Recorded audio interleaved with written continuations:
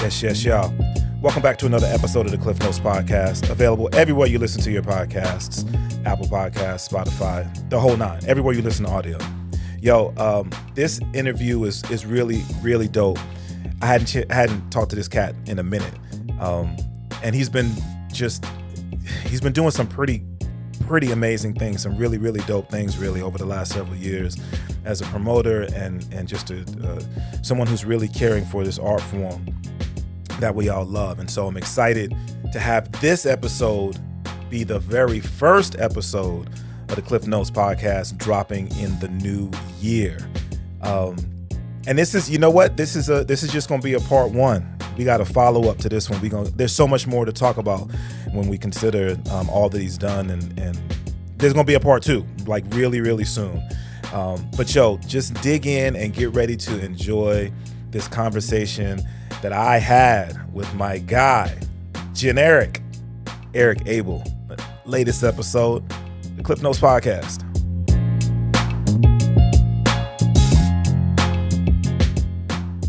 Support for the Klyph Notes podcast comes from Akepele Apparel, an idea born from a love of hip-hop, funk, and soul music and its surrounding cultures. With fashion being a huge visual part of the cultures, they've created expressive images to pay homage, invoke nostalgia, and showcase the elements that make up the lifestyle and cultures of these genres. Akepele, apparel for the music lifestyle. For more information, check out akepele.com. That's AKEPELE.com.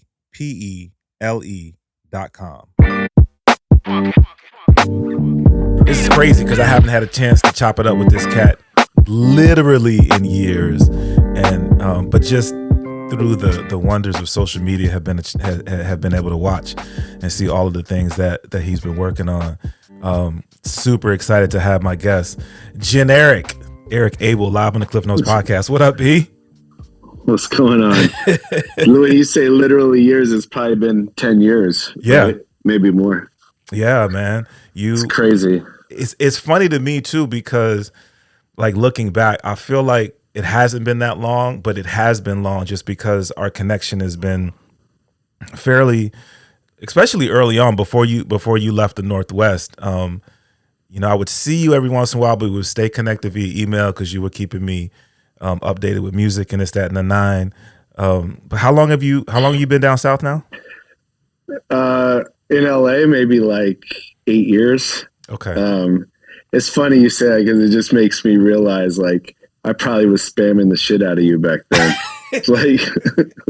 like all the things I tell artists not to do now is probably exactly what I was doing back when I lived in Portland. So yeah, I've learned some things over these years. Which is one of the things that I think is so cool, and I wanted to talk to you about that. Is so a lot of the stuff that you're doing right now, I think, is cool because you don't always see people in your position doing what I see you doing. But before we get into that, man, I just want to go back. It's funny.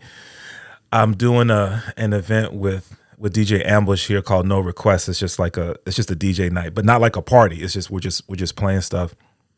Mm-hmm. And I think the last time we did it, I played the Animal Farm joint that you guys did with Talib Kweli, and it's funny to me to be able to dig through the crates and get records that I got from people who were making music here in Portland and continue to find these great records and celebrating them.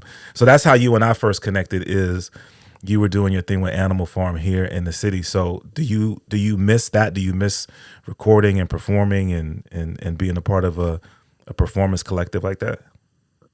First of all, I want to say, like, for you, I just have to give my hats off to you because, I don't think there's anyone else in that city who's really represented the culture as well and as long as you have. Like, I mean, obviously there's Cool Nuts, but, just as a DJ and supporting Portland artists, like, nobody's done it like you. Like, people tend to, they might spin a few Portland songs, but like you really, really represented for the city.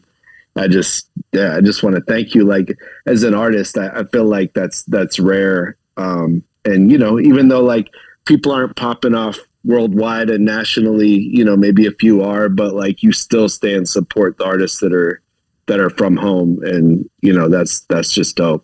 I appreciate it, bro. I appreciate it. Thank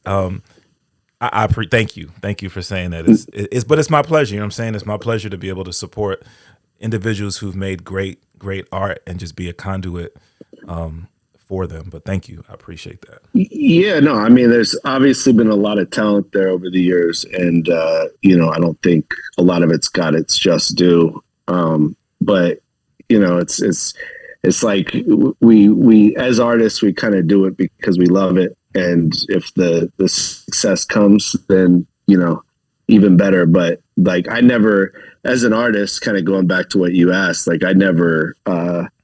That wasn't the goal. Like I loved being a part of the culture, and I loved, you know, I DJ'd and produced and rapped and did everything because I just loved it. And that's like what led to my career. Yeah. Just by kind of learning how to do everything because we had to. Yeah. But yeah, I thought when I was an artist, like I really thought I would never be able to not be on stage and not be in the studio, and like what kind of joy could I get out of life like without doing that? It was like a real you know, it just felt like an addiction almost. And the more I got away from it, I feel like I could look back and see kind of the selfishness of an artist. Like your world becomes a little bit self-centered because it revolves around your music, and it has to, because that's how you make the best art you can. But it's like, you know, I think that as you step away from it, you're like, oh, I can still be happy, and I can find new ways to be happy. Now I've got 2 kids, and you know, it's, you know, your priorities change, and I still get to be around the music, and I still get to be a part of the culture, but it's just in a different way. Yeah, which is interesting, because it just, in my journey, is as a fan and then a curator, and then, you know, being in broadcasting and those sorts of things. I know that there were times that I asked that question, and I think it's been asked a lot, specifically in the genre of hip hop, asking people, you know, can you find ways to become a contributor to the art form that you love and not feel like you have to be on stage? Because oftentimes I feel like people were forcing a little bit because they felt like that was the only way they could be connected. But I think also some of that has to do just with the age of the genre. I mean, hip hop is still fairly young when it comes to being a part of the entertainment industry. And so I think it's cool to have someone be an example of that, like yourself, the way that you just expressed it, you know, being able to find joy in life and still be connected to something that you value so highly.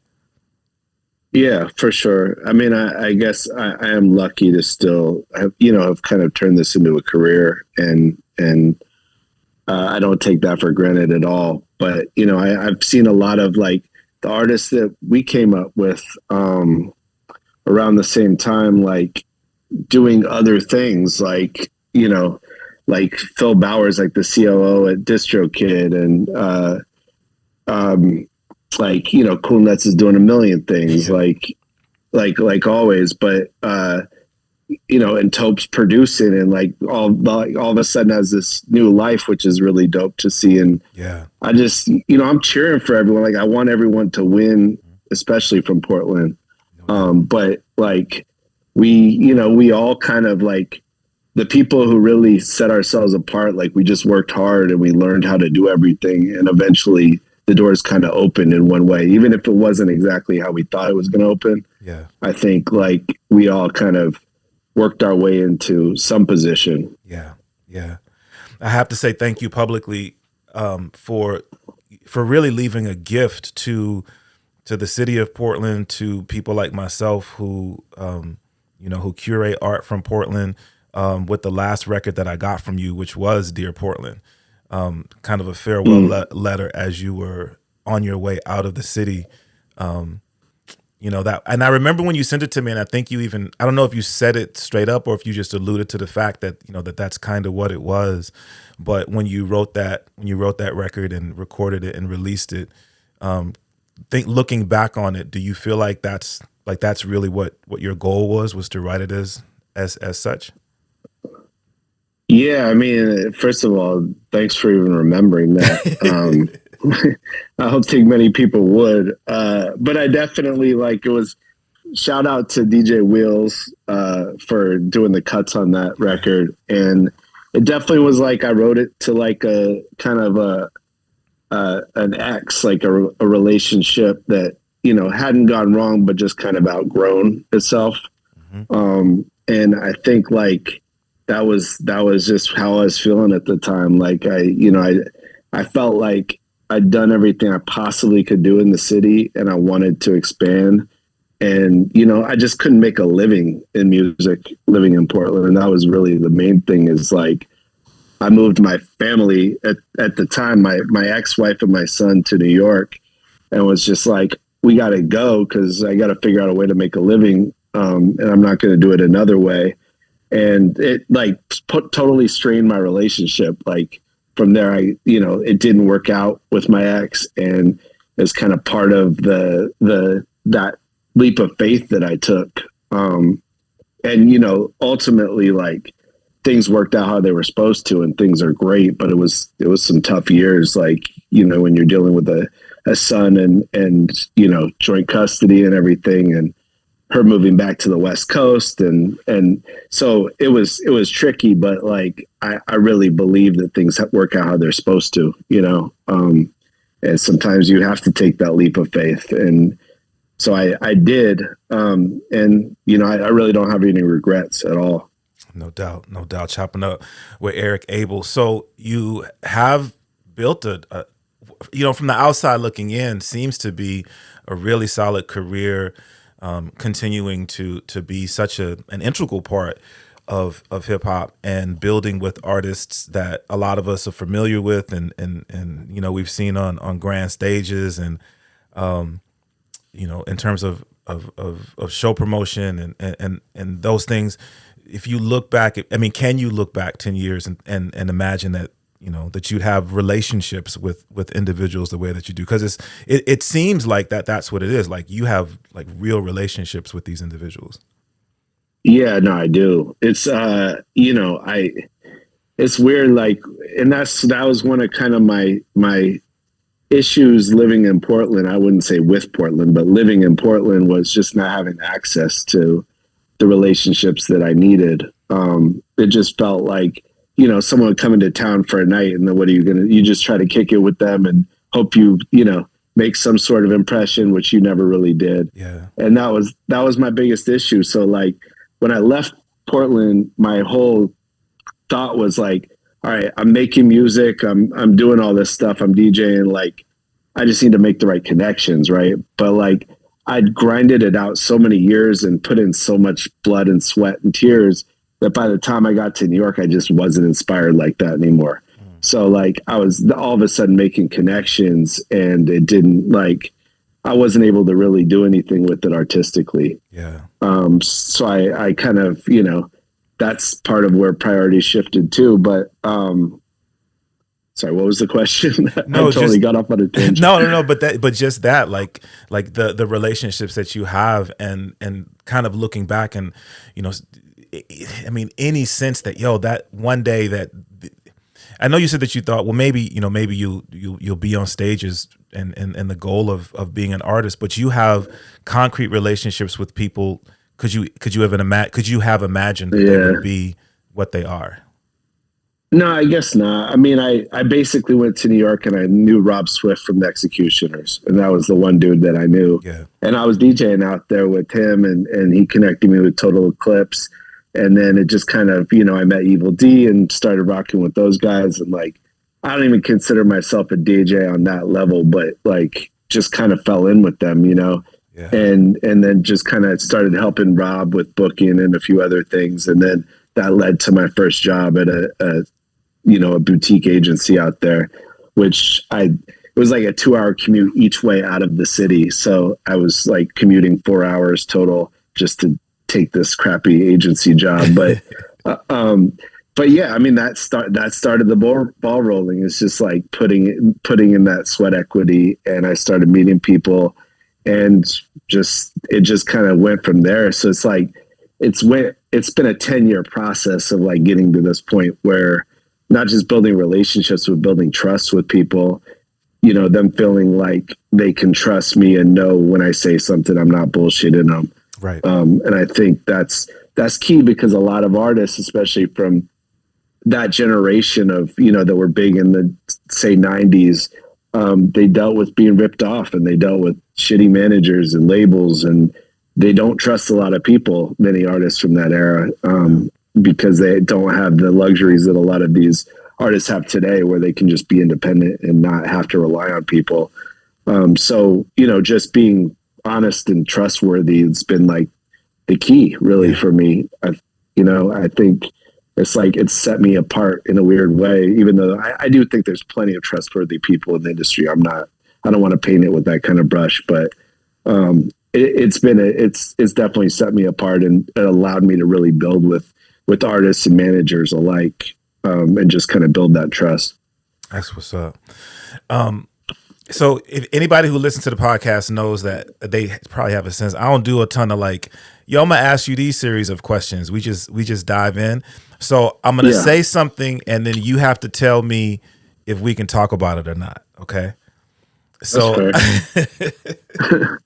so I had a chance. I was at an event, and I had a chance to see Phil, who I hadn't seen in a minute, Philip Pauline, and was just saying, yo, I've been seeing you doing situations and doing things, and then he shared with me some of the photos of that were posted of him doing things with you, a project that is being worked on. Yeah, I mean, it's not public, so I don't want to. I don't want to get into exactly who it's about. You already know. Yes. A few people know, but we're working on a documentary on a super legend, and it's been really dope. We're probably like 85% shot at this time, and I will tell you, it's crazy because Phil and I came on to just produce this project. Okay. We partnered with the artist, and we're going to produce this project, and we had a director, and when COVID hit, like, he couldn't really move when we needed him to move, because an event happened that we needed to get to the city to shoot. So I was like, all right, well, just send me a shot list, send me some interview questions, like, I'll handle it. And he just never did. So me and Phil, kind of being the independent entrepreneurs we are, we're just like, fuck it, we'll just go and do it, And so, like, it's been a crazy journey, and it's been dope. But, I ended up, by the end of that weekend, Phil's just like, you're directing this thing. Like, what are you talking about? Yeah. The story. And, so I was like, all right, cool. Like, it's an opportunity I want. It's not something I would shy away from. It's just not something I was actively seeking. Yeah. And so I'm just, I'm excited, man. It will be out there soon. We'll be, I think within the next year we'll be done, and then there'll be some announcements about it. But I want to keep it a little close to the chest until I feel like, honestly, like, I wasn't even telling people I was directing this until a few months ago, because I think, like, there's a I don't know, there's a shyness about being too out there about something you've never done before. But now I feel like I know what I'm doing, and I didn't before. So, I feel a little more confident with it, but I'm still like, all right, let's just keep it a little close to the chest till we're ready. Nah, I dig it. Well, I'm super excited for people to see it. And just hope hopefully, bro, like, when it comes to anything that I can do to help with promo or, more interviews, whatever the case may be, all you got to do is say the word, and I'm here for it. I appreciate that. Yeah, no for doubt. Sure. No doubt. So one of the things that I was like, man, I really wanted to ask you about is, as I've seen your, initially I saw it just as sort of Twitter threads that you were doing, really, just so informative, bro. Like information that you were sharing with people step by step about how to move through the industry. And I was really taken aback by it, I think, because, I've never been really in any big rooms or anything like that. But just from the periphery, it seems like there was always a not even an unspoken rule, but just it was just known, like a lot of industry information you're not going to get, and you know, you don't share certain things, and you have to get in the rooms to learn these things. And you've sort of created you've created a platform where people can tap in and get like real information about how to move through the industry, into the industry, do their best within the industry. Where did that idea come from? Well, first of all, I want to, say thank you a lot to my partner now, Jamie Adler, who kind of was the first one to take me under his wing. Mm-hmm. He's been DJ Klyph's kind of manager / agent for like 14 years, and he was with Bone Thugs and Harmony for 20 years. Mm-hmm. As a partner with Steve Lobel. And Jamie was kind of the first one. I won't get into the long story, but when I was at that agency I was telling you about in New York, I started pitching Bone Thugs, but only like 2 of them because none of them were getting along or something. And Jamie called me, and he was like, he always tells the story like, I would have flipped out normally, but for some reason you seemed cool and I didn't. But he was just like, who are you? Like, why are you pitching two members of Bone Thugs and Harmony? Like, I'm trying to get all 5 of them back together. And then we just started building from there. And Jamie just, he was the first one to like, took me under his wing, and started opening these doors for me. So, we all have to have those people that look out for us or see something in us. Yeah. And Jamie was that guy for me. So forever I'll be grateful. And still 10 years later, we're rocking together. So that says something. Yes. But yeah, I mean, it's like, there's just like different doors that have opened just because I think we've done quality work. And again, it comes back to not over promising and being honest and just working hard and like delivering. And sometimes I feel like, this is easy. Like anyone should be able to do this. And then you see some other like agent just like fumble everything. You're like, oh yeah, I guess there actually is a skill to this and it takes time to figure out. But yeah, I mean, it's open doors. And now look, I'm directing a documentary. Like I'm just getting more involved in like film development, and there's just a lot of opportunities that have come from this just because I just, tried to be solid basically. Yeah. Yeah. I mean, and I think that's probably one of the greatest lessons to learn is, and it's funny because my wife was saying this just about a whole different situation, just about a different life situation a week or so ago. And she was saying, man, if everybody would just do the right thing. And sometimes it really does come down to that. Like, just be a good person. Just, treat people right, and great things come from that. And it seems, the things that I have seen and the things that you've said thus far seem to me as an example of that. Like, that's just how you've moved. You've just been good to people and been solid. And as a result of that, some great things seem to be happening for you. So that is to me a great example of how we should all move.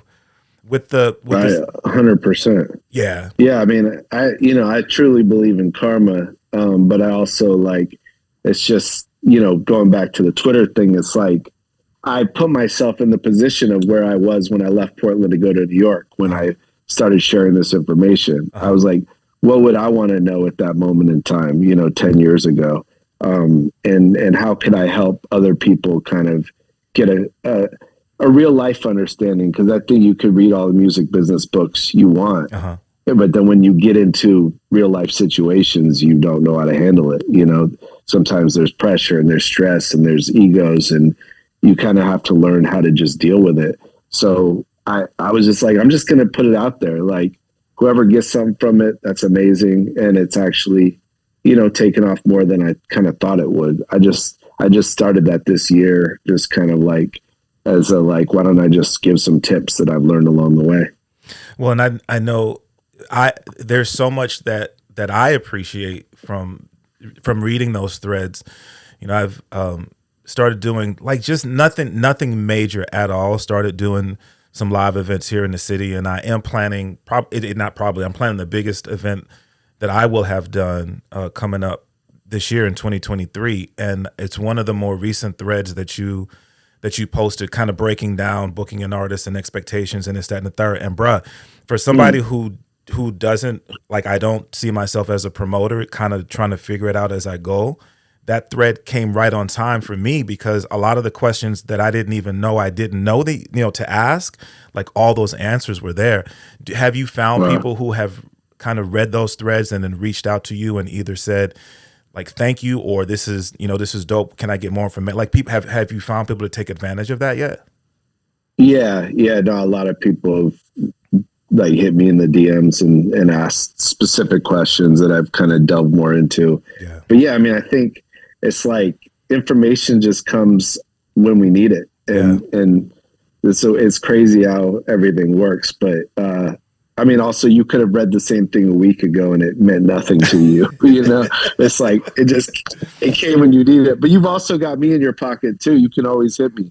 You know, like if I'm gonna let random strangers hit me about things, like, you've got me. Just If there's ever any questions about percentages, back ends, any of that, just I'm here. That's sure. What's up, bro. I appreciate it, man. It's like OG1 says, man, relational currency is a real thing.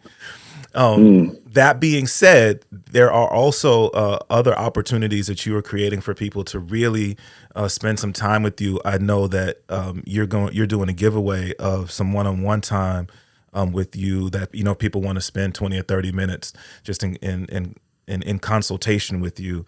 That there's a way that people can do that related to your newsletter that you do. Can you speak on that right quick? Yeah. So because of these threads, I started a newsletter called Follow the Threadcrumbs, and it's the links on my bio on Twitter, how to subscribe. But yeah, like, people have been hitting me a lot about consulting and whether I would, do like what I would charge to consult them or do an hour consulting session or whatever. I just don't feel like it doesn't feel right to me to charge artists to like give them advice. And maybe that's just because of like where I come from, but I know people make a living consulting, so I'm not going to bash it, but it doesn't feel right to me. So I just decided, like, once a month, I'm just going to give away a Zoom consultation where people can kind of tell me what's going on with their career, whatever they want to do, play me music, whatever. And then I could just give them, my advice on what they should do next, the next steps. That's what's up, bro. That's what's up. I mean, so cool of you to do something like that. One of the things that I think I have found with a number of people that I appreciate in terms of their creative process or who they are as individuals is a certain level of humility that you continue to express, being willing to just to give of yourself without a lot of over a lot of heavy expectations. And so I just want to, and I know that people who move that way, they don't do it for praise or for the recognition, and that's a part of the humility. But I just want to say how much I appreciate it and give you your flowers and know that's something that's recognized, because whether we're talking about the entertainment industry or healthcare or anything else, that's not necessarily the norm, which is sad as a species, but know that that is recognized, and big ups to you for choosing to move that way. I appreciate that. Yeah, I mean, it is sad that that's not the norm. Like, I look at like what I do and see, other agents with big egos and like just destroying deals for no reason, just because they want to. And I'm just like, who am I? Like, what did I even do? Like, there's no praise needed. It's just like, I just do my job and keep it moving. And I don't see the point of like pounding my chest, but yeah, people they get caught up in whatever their ego allows them to. And I just, that's something I've always like tried to avoid, and I'm not saying nobody's perfect. Like, we all have our moments of just kind of feeling ourselves a little bit, but I definitely try to avoid that. No doubt. Just wrapping it up here with Erik Abel, bro, man. Thank you once again so much for jumping on the podcast. It's dope to be able to catch up in this way, but I definitely need to just get at you on the regular tap in just to say what's up. But before I let you go, I just have to ask you about this. So we're coming up on celebrating the 50 years of hip hop in 2023. and there's a tour that I think you're involved with that has been announced, and you're going to be touring. That's ridiculous, bro. That's amazing to me. People have an opportunity to see two of the greatest groups in this culture perform together. How should people tap in and not just with that, but with you? You know what I mean, and the things that you're doing. Well, it's definitely not announced yet, but it's something we've been talking about. So okay. We'll, when the time's right, it'll definitely be announced. I'm sure there'll be other hip hop 50 things going on everywhere. Yeah. I'm actually working on a festival in New York for next summer that I'm really excited about, and I think is going to happen. We're just kind of working out the details. Because I'm partnering with a big promotional company out there. Okay. So I'm hoping to announce that in the next couple months for next summer. Yeah, I mean, it's like 50 years. It's just crazy. Like, it's crazy. Yeah. But yeah, just still be here and be a part of it is incredible.